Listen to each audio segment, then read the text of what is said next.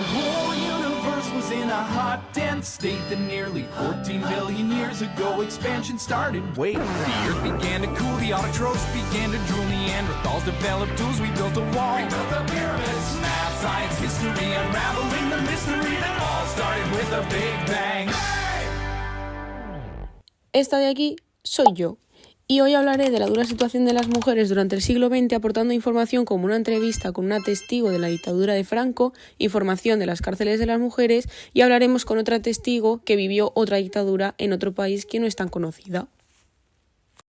Para ello nos dirigiremos a La Cuas, un pueblo en la localidad de Valencia, donde Marisa nos contará cómo vivieron ella y sus familiares la guerra civil, la dictadura de Franco y la etapa de transición. Me llamo María Luisa Gracia. Vengo de familia de izquierdas.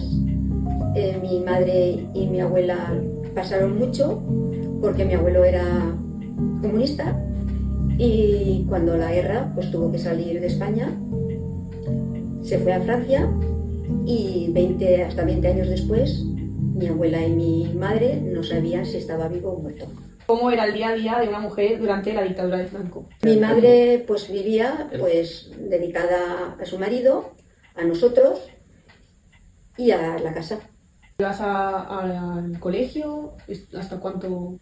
No, yo fui al colegio hasta los 14 años y luego ya, porque normalmente te ponías a trabajar, a estudiar. Era muy poca gente la que podía aspirar a que tus padres te pudieran pagar una carrera. La mujer podía estudiar si sus padres tenían poder adquisitivo, pues entonces sí, pero si no, no podían pagarte tus padres una carrera. Tu madre, por ejemplo, ella sí que no estudió, no ella directamente. Mi madre nunca fue al colegio, mi madre aprendió a leer y a escribir pues cuando ya tenía lo menos 30 o 40 años, pero en los colegios nada, los colegios no podían ir, porque se pusieron enseguida pues a trabajar. ¿Qué tipos de trabajos solían hacer las mujeres? Pues los trabajos, la mayoría de eso eran dependientas, hice despachos de secretarias, modistas. Yo, por ejemplo, he sido bordadora, es lo que más se hacía. ¿Cómo era la relación entre hombres y mujeres, tanto en casa y en cuanto a la sociedad? Hombre, yo, por ejemplo, la idea que tenía era la de mi madre, la de casarte, tener hijos, criar a tus hijos, era la idea que se tenía. ¿Dependías de él en ciertos aspectos? Yo dependía de él lo que era para cosas sociables, a ver si me entiendes, para ir a un banco, tenía que darte permiso él, tenía que darte muchos permisos el marido, porque tú sola no podías hacerlo. No te dejaban. No te dejaban. La sociedad estaba mal visto que una mujer fuera a un bar, así como ahora las mujeres se van a desayunar, a tomarse un aperitivo o lo que fuera, entonces no. Entonces estaba muy mal visto un bar, irte a un cine con alguna amiga, tampoco estaba bien visto. Tú no hacías nada de eso, no te dejaban no. En casa ni tu madre ni tu padre. Que va, mi padre ni pensarlo, de eso nada. Que yo fuera a un bar ni mucho menos. Y el vestir y todo igual. En casa todo controlado. El vestir todo estaba todo controlado y los horarios lo mismo. Los horarios a las 9 de la noche. Tuvieras 20 o 21 años, tú tenías que acatar la ley que te ponía tu padre. Lo que me ha tocado. A mí yo tenía 21 años y a punto de casarme y ni ir a comer a casa de mi suegra. Porque mi padre decía que hasta que no me casara no podía ir afuera. ¿Qué pasaba si una mujer pensaba diferente al régimen o quería participar en la política? Si era un poco más atrevida, pues clandestinamente, pues a lo mejor sí que lo hacían. Pero siempre con temor de que hubiera represalias. Lo primero que te detenían, ibas a comisaría y ya eso era muy fuerte. ¿Teníais tú, tus amigas o familiares miedo en esa época? Hombre, se tenía miedo pues de muchas cosas que te decían, de ir así en grupos. Si ibas a que sigue mejor en grupos, pues te decían que no fueras porque te podían llamar la atención. Tenías miedo también pues de no hablar de las ideas que tú pensaras, o si eras un poco más moderna y pensabas cosas que en otro país a lo mejor se hacía, pues todo eso tenías miedo. ¿Cómo era la educación para las niñas? ¿Qué cosas os enseñaban? Pues en el colegio lo que te enseñaban era a coser, a bordar, ir a misa, comportarte bien, era lo que más te enseñaban allí. Antes de entrar al colegio, en el patio teníamos que cantar el Cada Sol. Cada sol con la camisa nueva que tú bordaste ayer. Con la mano levantada, eso al entrar al colegio. Cuando subías arriba tenías que rezar el Padre Nuestro, el Ave María, y con la fotografía de Franco y el crucifijo. Y luego al salir, lo mismo. Cuando hacías gimnasia, lo hacías con gimnasia con vestido, nada de pantalones ni nada de eso. La religión tenía un papel importante en la vida de las mujeres. Mucho, porque te enseñaban, lo primero, a ir a misa, tenías que ir con velo, relaciones sexuales, tenías que tenerlas, quisieras o no quisieras, porque eso te lo imponía la iglesia. Tenías que obedecer a tu marido y satisfacer a tu marido, aunque tú no tuvieras ganas. ¿Qué papel tenía la sección femenina en la educación y en la actividad de las mujeres? ¿Era obligatoria o no? La sección femenina lo que tenía era, pues para muchas cosas, para unas cosas sí que eran obligatorias. Yo, por ejemplo, para tener que salir fuera de España y hacerme pasaporte, yo tuve que hacer 6 meses, como dijéramos, un pequeño servicio militar. Sí. 3 meses de clases y 3 meses estaba, como se dice ahora, dándoles con una cantidad de racionamiento. Venían las personas que menos pudientes, le dabas la leche, le dabas arroz y 3 meses así, para poder salir fuera de España. Pues te enseñaban a cocinar, a coser, a bordar, es lo que más te enseñaban. Y luego los otros 3 meses sirviendo a la patria, unas en una cosa y otras en otra. ¿Alguna experiencia que te marcó? Sí, a mí me marcó mucho lo que padeció mi abuela, y mi madre sobre todo, que estuvo 20 años sin poder saber nada de su padre, si estaba vivo o muerto. Y a mí me marcó pues que mi madre tampoco nunca ha querido hablarnos de mi abuelo por no infundirnos las ideas de ellos, porque también se tenía miedo, porque tú ibas al colegio y no podías, si sabías cosas de tu abuelo, como chiquillo a lo mejor lo comentabas, y mi madre tenía miedo, porque tenían miedo a la Guardia Civil, aunque hubiera pasado años, pero estaba Franco. Mi abuelo era comunista y cuando la guerra ya... Y cuando la guerra, pues... Sí, tuvo que salir de Albacete, dejar a mi abuela con sus hijos.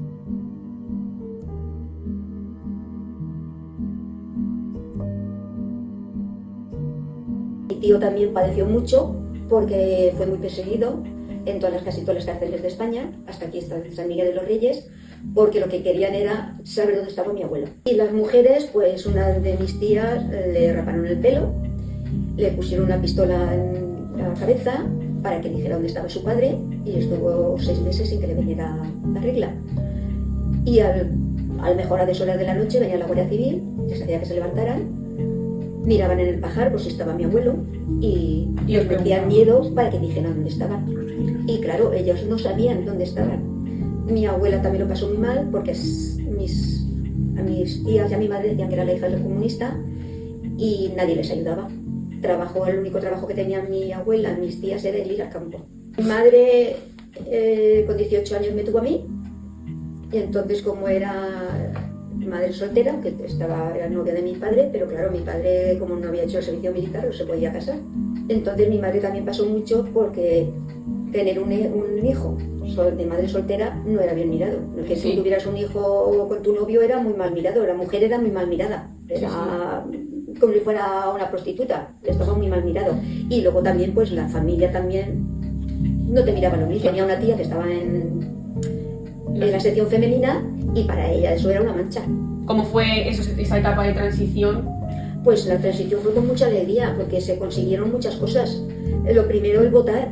Y la gente, la verdad que aquello fue muy bonito, porque tú veías muchas colas para ir a votar, la gente se veía contenta, ilusionada, porque podías votar al partido que tú querías, aunque era el voto secreto, y además, aunque era con mucha alegría, tú tampoco podías decir, no te fiabas de decir a qué partido político votabas.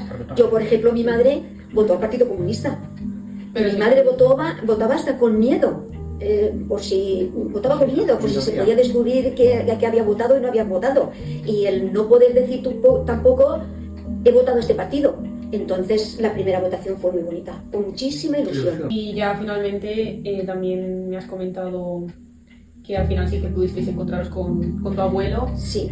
Una vez que murió Franco. A mi abuelo lo conocí, yo ya tenía 14 años. Fuimos a la frontera, fuimos a Portbou, mi madre, mis 2 hermanos y yo. Y ahí mi madre, a cabo de 20 años, pudo ver a su padre. Y eso fue, pues, muy bonito. Eso fue el encontrarte con tu abuelo, saber que tenías un abuelo, porque tampoco mi madre nos hablaba nada de todo esto, por la repulsa que podía haber, porque porque en el tiempo de Franco no podías comentar muchas cosas y eso también pues, fue muy bonito.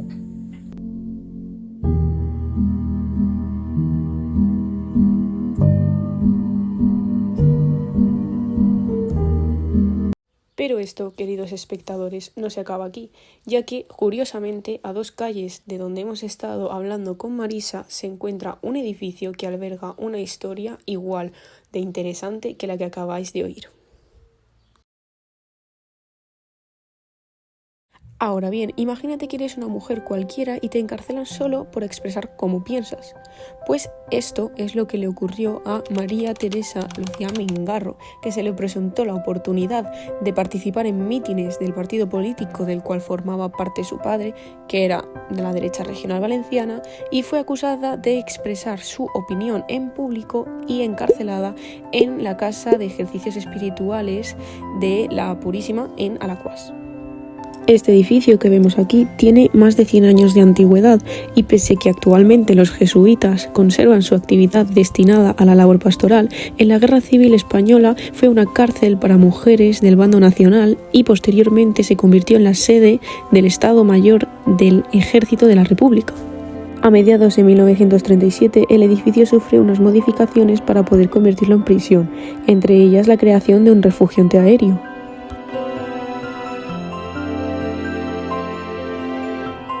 Hubieron 613 mujeres encarceladas. Las más importantes a destacar pueden ser Pilar Jaraiz Franco, la sobrina de Franco, Pilar Millán Astray, una importante escritora y dramaturga que además también fue espía de los nazis, o por ejemplo Rosario Queipo de Llano, que escribió unos diarios en los que explicaba cómo fue su paso por la cárcel de Alacuás.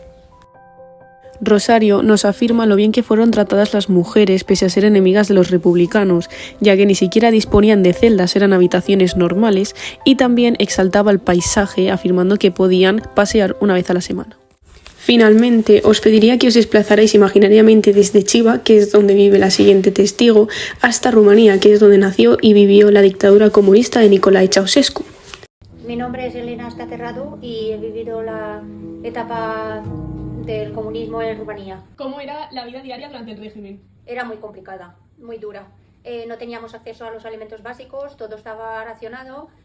Para poder comprar algo de carne teníamos que hacer colas inmensas desde las 2 de la madrugada para poder tener un sitio y que nos llegue los alimentos. ¿Y las mujeres a qué se dedicaban? Pues muy pocas mujeres trabajaban. Lo que más quería el comunismo era que la mujer dé a luz y crear hijos. Para trabajar, pues ya poco tiempo tenían. En cuanto a la educación, ¿podíais ir al colegio durante bastante tiempo, luego ibais a la universidad o cómo? Era gratuita hasta los 18 años. Los libros estaban editados a razón de lo que quería el régimen. Y cuando terminabas con 18 años el instituto, ya podrías entrar a trabajar. Y la universidad solo accedían las personas que tenían poder adquisitivo. ¿Qué te enseñaban? Cuando llegabas al colegio, teníamos que hacer gimnasia en el patio antes de entrar a las clases. Después, una vez en la clase, nos quedábamos de pie cantando el himno de Rumanía, del régimen.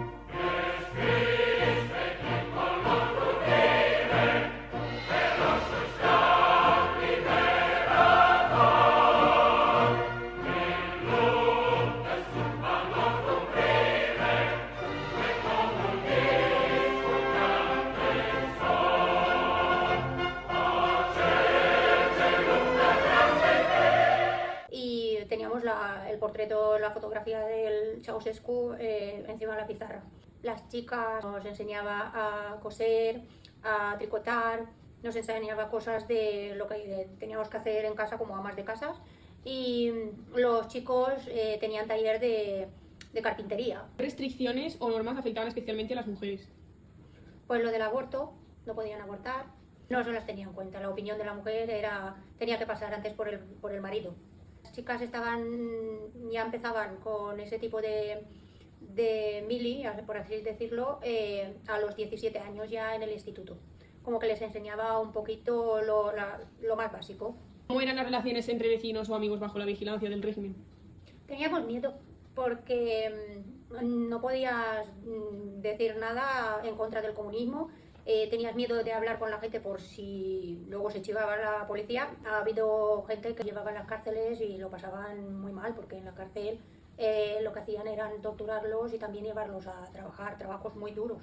Una otra restricción importante a comentar. La televisión solo teníamos unas horitas para poder ver la televisión, no había horario todo el día y solo eran cosas de comunismo. No había, las películas ya las elegía el régimen, no teníamos libertad de expresión, no podíamos juntarnos y decir cosas. ¿Qué expectativas sociales había para las mujeres en esa época? Pocas mujeres eran las que estaban en política. La que más destacaba era la mujer de Ceausescu, Elena Ceausescu. ¿Alguna experiencia que te marcó durante el régimen? Algo que me contó mi madre también fue que tuvo un accidente doméstico en casa. Ella estaba embarazada y casi pierde la vida y se la llevaron al hospital, y encima con todo lo que le había pasado le echaba la culpa porque quería abortar, que por eso tuvo el accidente doméstico. Pero bueno, se demostró que no era así, entonces no la tuvo que encarcelar.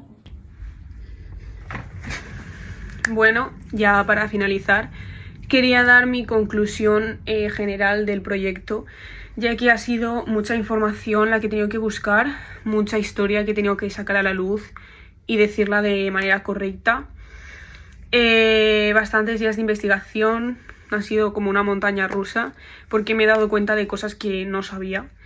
Cabe decir que me ha ayudado de un libro que se llama Regreso al Edén, que me lo recomendó mi profesora de historia, y también de una excursión que organizó mi centro, y es Clara Campoamor de Alaquàs, que fuimos a ver la casa de ejercicios espirituales, la Purísima, en Alaquàs, que la habéis visto en el vídeo, y también un cementerio en Paterna, donde pues habían varias fosas comunes en las que pues algunos republicanos se habían identificado, otros no, y justo al lado el paredón donde los fusilaban.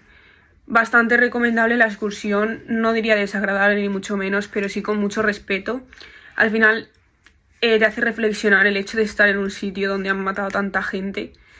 Y también quería decir que la primera persona que aparece en el vídeo es mi yaya, mi abuela, y la segunda es mi madre. Y quería hacer esto, que es un poco diferente, para que os deis cuenta de que todo llevado al extremo es malo, ya que ambas dictaduras que habéis podido escuchar son completamente, o sea, de ideologías completamente contrarias. Entonces, al final siempre acaba sufriendo la gente del pueblo, como no. Es para que veáis que la historia siempre tiende a repetirse, y de verdad hay cosas que mejor que no se repitan. Hay que estar concienciados y informarnos de todas estas cosas, porque otra cosa que me ha impactado es el hecho de que siempre me lo hayan contado como algo que ha pasado hace mucho tiempo y realmente está al lado. O sea, un día te vas a comer a casa de tu abuela y te lo cuenta y ya está. No es que haya pasado hace 1000 años, es que está ahí. Entonces hay que saber aprender de los errores. Y nada, también la última cosa que me gustaría decir es que espero que hayáis estado atentos en el vídeo, porque aparece esta imagen al principio, no sé si os habéis dado cuenta, que es para que veáis que también se puede relacionar todo con todo, y creo que era una buena ocasión para relacionarlo con los Objetivos de Desarrollo Sostenible de la Agenda 2030, en este caso la igualdad de género, porque al final este proyecto es de la mujer como guardiana de la memoria democrática. Y nada, espero que os haya gustado, que no se os haya hecho muy pesado y que hayáis podido aprender un poquito más. Al tiempo que disparaba y una luz iluminó el rostro que yo mataba. Era mi amigo José, compañero de la escuela.